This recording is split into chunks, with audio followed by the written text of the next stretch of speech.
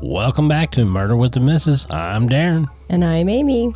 Featuring Haley. Yes, ma'am. And today we're going to tell you about Leonard Dirickson. Don't forget to smash that like button. Check out the description for the links of all of our podcast platforms, Cash App, and Buy Me a Coffee. Like, share, subscribe, and don't forget to tell your friends. Do not forget to tell your friends. That's what Darren usually says. But he's not feeling well today, so he's off camera. So again, you get me. You get Haley. Me. She's here. I'm right here. All right, let's get right into this one. It might be a shorter one, but according to the National Missing and Unidentified Persons Database, that would be NamUs, if you've ever heard of it, they say that an estimated 600,000 people go missing in the United States every year. Obviously, sometimes it's more, usually it's less. Either way, damn. That's a huge number. And some go missing because they want to. They're getting away from their lives and starting new. And we've threatened that a time or two. After the kids moved out, Darren told them that we were going to get an RV and take off because they can't move back in if they can't find us. Good times. Good times. Jokes, of course. Maybe. But a large portion of that number didn't choose to disappear. Some assholes had made the choice for them. And Lenny's case, that's what we're going to call Leonard because that's what the people who knew him did, is one of those that you'll have to decide on your own. Obviously, when someone just disappears, theories are going to run wild. That's all you've got at that point. And if there's no clear-cut answers, people will fill in the blanks with what makes the most sense to them. And this is one of those cases. And is an Oklahoma case, so you've got that too. Now, to preface this, it, like I said, will probably be a shorter episode because there's really not a lot of information to go off of, and some of it contradicts the others. So I'll give it all to you since we don't know what details are right and what's wrong.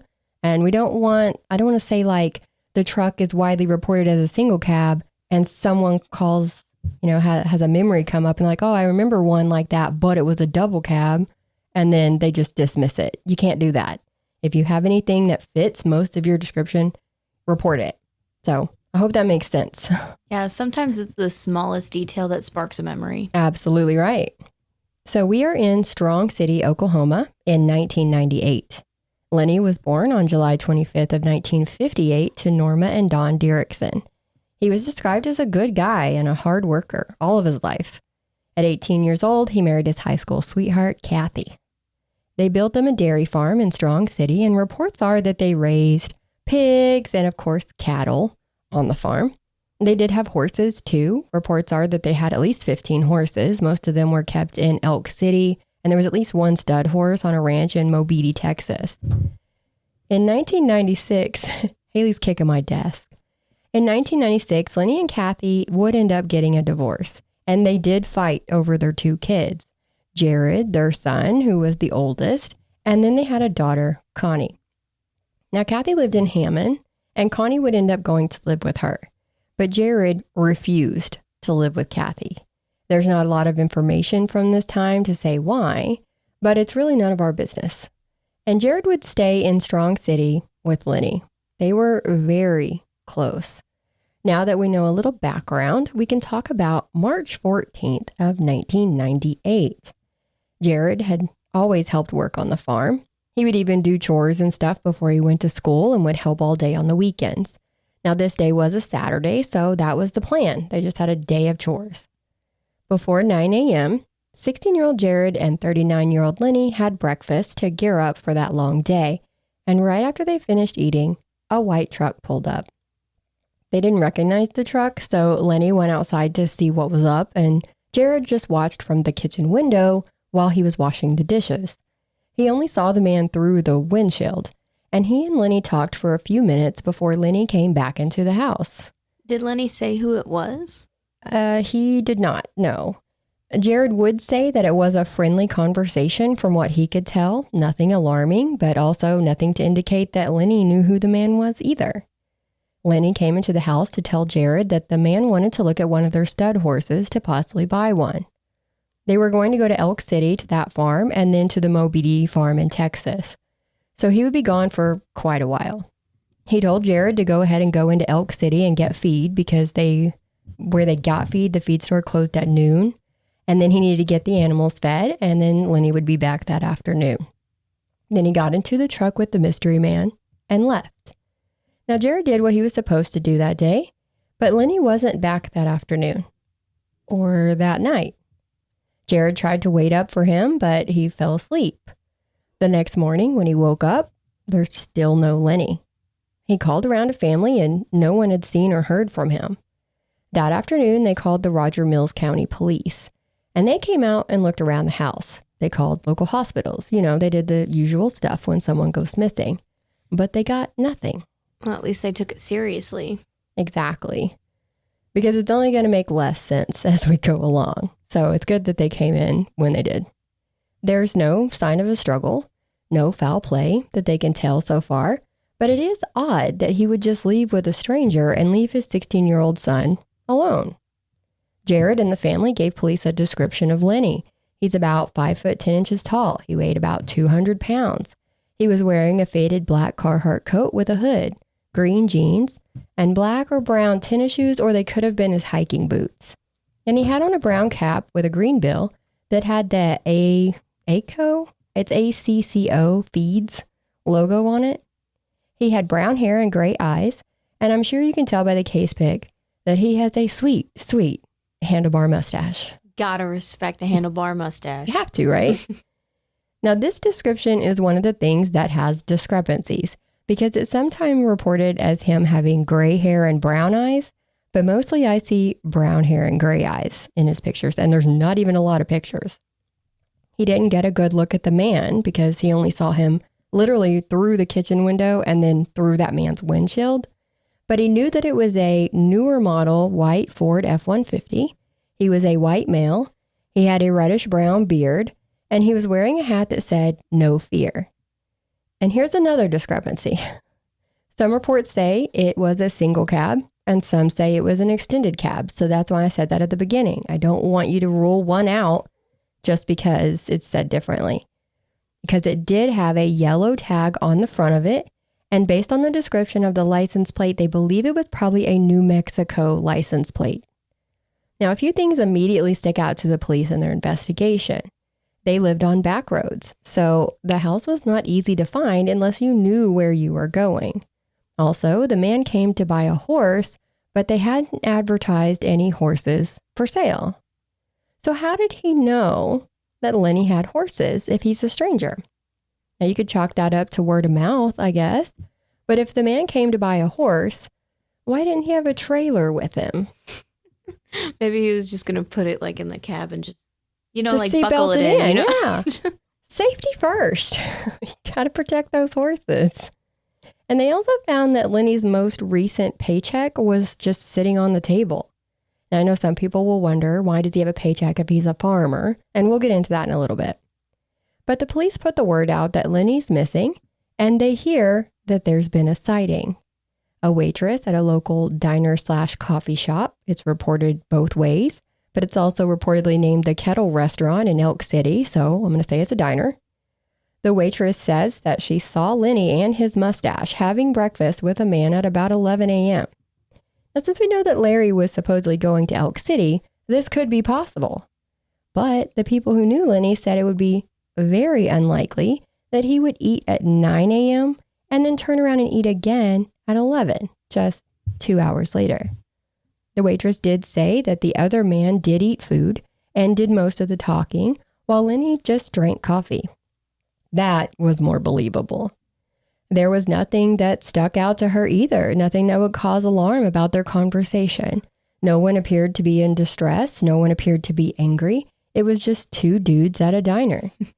And the waitress gave police a description of the mystery man, and it matched how Jared had described him. But she was able to add that he was in his early 40s. He was around 6 foot 2 inches tall and weighed about 210 pounds. He was right-handed. He was wearing that baseball cap that said "No fear," and he smoked Marlboro Light cigarettes. Now, they were able to do a sketch off of her description. So it was them. It seems to be. And you can see that sketch on the case pic. That's the one on the right. Mm-hmm. Now, Cliff Gann, there he is. So Lenny's on the left with that majestic mustache. His mustache. And then that's No Fear hat guy on the right. Yep. Now, Cliff Gann, an inspector for the OSBI, which is the Oklahoma State Bureau of Investigations, said that they were sitting there in the restaurant and the unknown man, that we're trying to identify was doing most of the talking. And Leonard was just drinking coffee and listening to the man talk. Now, the police do go out to that stud barn there in Elk City, but there's no evidence that anyone had been out there that day. So add that to the list of weird shit in this case. Where had they been for 2 hours if they hadn't gone to the stud barn? It's only 30 to 40 minutes from his house to that diner or to that barn. So where were they for 2 hours? Police did find out some things that even Lenny's family didn't know, like that his divorce had left him struggling financially, that he had maxed out all of his credit cards, possibly, trying to keep up with the bills at the house and the fees at the farm. Like, that stuff costs money. And then the cost of feed went up, but the cost of milk went down.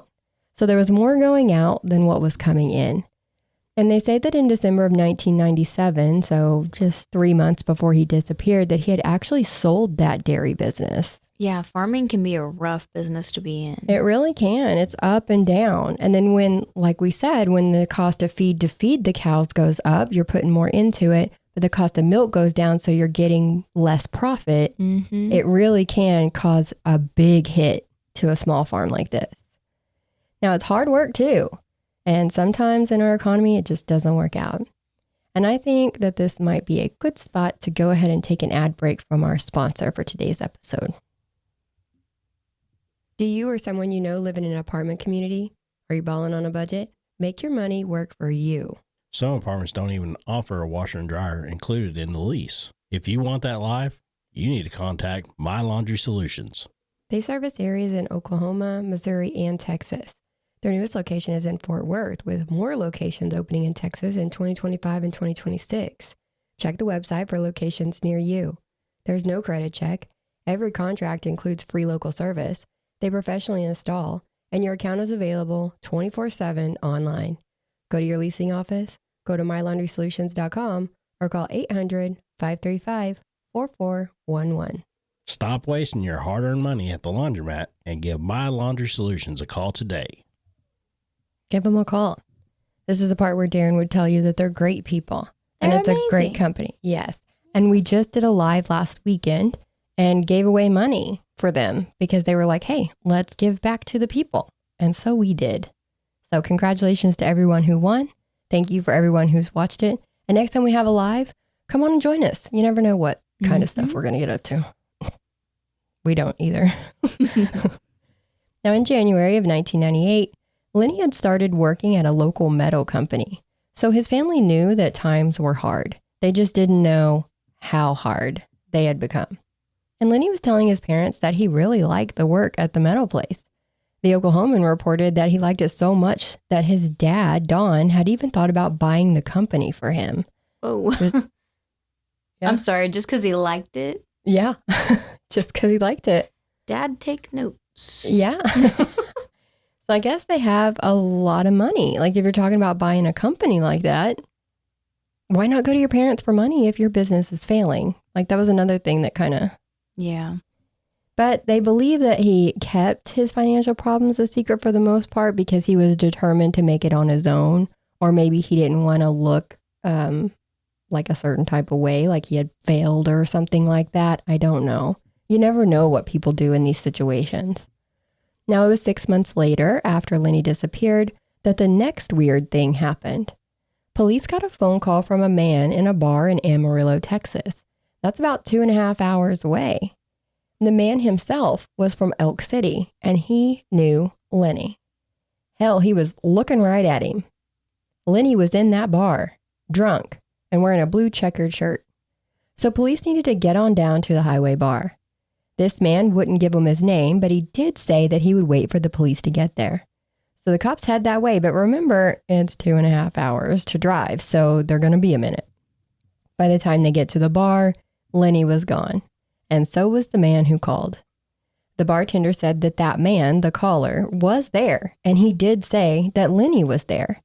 But the bartender didn't know Lenny and doesn't remember seeing him, just that the caller man had said he saw Lenny.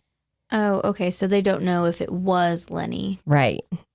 So the one guy who said, this is definitely him, is not there to say this was definitely him. So they're And he like, was also drunk. and he was drunk in a bar. Yeah. Now, the Roger Mills sheriff at the time, Joe Hay, said, we have no reason to disbelieve it. It would almost stretch the imagination that a guy would dance around in a bar screaming and hollering, it's Leonard, and it not be Leonard. I believe he was in that bar in Amarillo. Or maybe homie was drunk and that guy just had a handlebar mustache. That's highly possible. Not a lot of people have them, but they do have them. So you see one and you're like, that's got to be Lenny, right? That's He's Lenny. the only guy I know who has a handlebar mustache. And the police had sat at that bar all night for work. Right. Mm-hmm. Just kidding. Waiting to see if Lenny or the man would come back, but they did not. And that was it. That was the last reported sighting that they believe was actually credible of Lenny. So nothing is left except for 27 years of theories. Or is it? The family did come out and say that the police had a suspect in the case, a man who knew Lenny, a man who lived in Texas. But allegedly, he refused to allow investigators to search any of his properties. So that's it. He just said no, and they were like, oh, okay, bye. Okay, bye. Yeah, pretty much. According to them, yeah. They never searched in Texas that I know of. So I guess they're like, well, we tried. Sounds like they didn't have enough to go on to get a judge to give them a search warrant. Yeah. That's what I got from that. And let's talk about weird things and theories. I know we've already talked about a bunch of weird things, but there's more. Remember that they lived out in the country on the back roads, right? So it's believed that this mystery man would have had to have been told how to get there. Like he couldn't have just happened upon it and been like, oh, that must be Lenny's house. Or, oh, I see all those horses outside, because he didn't keep horses at his farm. He had them in other farms. So somebody had to tell him how to get there, right? He would have to be told that Lenny sometimes sold horses because that was his reason for being there. And like I said, there's no horses there. Mm-hmm. But again, he couldn't have actually planned on buying a horse that day because he had no trailer. Like, I'm with your seatbelt theory. Yes, my seatbelt theory. But logically, you would want him in a trailer. Yeah. Now, he was having money problems too, so it wouldn't be unheard of that he might jump at the chance to sell a horse and make some quick money. So that might be one explanation as to why he willingly got in that truck and went with a stranger. Yeah, And they did say that the conversation was friendly. Nothing Yeah. stood out. He didn't seem sketchy, besides his no fear hat, but that was very common in the 90s. And if someone did tell this man about Lenny, then why wouldn't that person come forward and say, well, I sent so-and-so out there. So-and-so was asking about a horse. No, but that's if everything was on like the up and up, you know? True. That only works if there wasn't some like shady shit going on in the background. But speaking of shady shit, drugs was another popular theory, but no one who knew him believes that he would go that far to make money. And that doesn't mean that maybe he didn't owe somebody some money, though. That if he did, that person might have sent an accomplice, like No Fear Hat guy, out to lure Lenny away from the house on false pretenses to hurt him. So that's definitely another theory. Yeah, but then I doubt he would be in a bar like 6 months later. True, but that only works, again, if the bar theory is credible. True. Or the bar sighting is credible. Because that man that called the police wouldn't even give his name and then left when he said he would. Belief is that he had no intentions on staying at that bar to wait for them cops. And Lenny had also just gone through a divorce. Many people have, since the disappearance, have asked about Kathy. Like, was she mad? Was she mad enough to have somebody hurt him? Since they were already divorced, she wouldn't have necessarily benefited in any way if he was killed, like as far as money or the farm goes. And if that was the plan, they would need to be able to prove that he was dead in order for them to be able to collect, right? So a disappearance doesn't really help with that. So it likely would have had to have been emotionally motivated if it was in Kathy's direction. But surely everyone close to him were looked at and ruled out as having any involvement. Now, she was brought up in theories mostly because I think of the timing and the fact that Jared had fought to stay with Lenny over her. And he didn't even talk to her until the year after Lenny disappeared. After Lenny disappeared, he went to stay with his grandparents. He didn't even go to her. And it took literally another year for them to even talk. So I don't know what was going on between him and his mom. Yeah, I wonder, Kathy, what's up? And maybe it was just because he was a 16-year-old boy and he wanted his dad, you know? Mm-hmm. You never know. But to not talk to your mom at all? Yeah. There were two main theories that seem to be widely believed to be most likely scenarios. One is that this man had a romantic connection to Lenny. Now, this was a small town in 1998 in Oklahoma, so there wasn't a lot of acceptance for homosexuals. And this kind of thing could actually ruin a man's business. And if your business is already going downhill, then maybe you keep that secret to try to protect the business and your family. We also don't know why he and Kathy got a divorce, so maybe that has something to do with it. Mm-hmm. And he could have just made up the story about going to see a man about a horse so that Jared wouldn't question it. Okay, that could be a possibility. Yeah, I could see that one. The other widely believed theory is that he just left. With the divorce, the debt, the business collapsing, it was all just too much, and he couldn't see a way out. Sheriff Hay from back in the day said that maybe he was working on a farm as a ranch hand somewhere, maybe in Texas. Maybe he would go out to the bars on the weekends in his blue checkered shirt and get drunk to wind down. The problem with that is that no one believes that he would do that. Well, plenty of the general public believes that he could, but not his family, especially Jared. Jared doesn't believe that Lenny would arrange for some stranger to come and pick him up, or even if he knew him, arrange for someone to come pick him up, and then take off and leave with no explanation. He didn't even take his last paycheck and cash it to have money. And let's not forget about Connie. He has a daughter. Mm-hmm. So he would have had to leave both kids behind without a dad, without answers. Like, to be able to do that to your family is rough. Like, that's not an easy decision to make. His credit cards were maxed out, so he definitely hadn't used any of those since he left. And they believe he only had about $150 on him when he disappeared. So why not cash that check so you have more money to start over with if that's your plan? So I don't know about that. Mm-hmm. It really is just a mystery. His case was even featured on Unsolved Mysteries back in the day. And I didn't see the documents in the probate case, but I do see that the judge declared him deceased on June 6th of 2005. Don would pass away, that's his dad, passed away in 2015, and his mom, Norma, passed away in 2022. Lenny is listed on both of their obituaries in the pre-deceased sections. And the family has always believed that he met with foul play. Yeah, it sounded like he did. I think so too. And if he didn't, and he did just start over somewhere, he would be 66 years old now. Jared is now older than Lenny was when he disappeared. And he and Connie both have families of their own now. So that's all we have on this case. Literally 6 months after he disappeared, a guy seen him in a bar, allegedly, and that was it. There's nothing since 1998. Nothing. Yeah, it's just that's a so long odd. time, yeah. So if you have any information on Lenny's disappearance, you can call the OSBI at 800-522-8017. And if you like our content and want to contribute, we always accept likes, shares, subscriptions, telling your friends. We also have Cash App. Our cash tag is $MWTM pod. We also have Buy Me a Coffee. Find us at buymeacoffee.com/MWTM.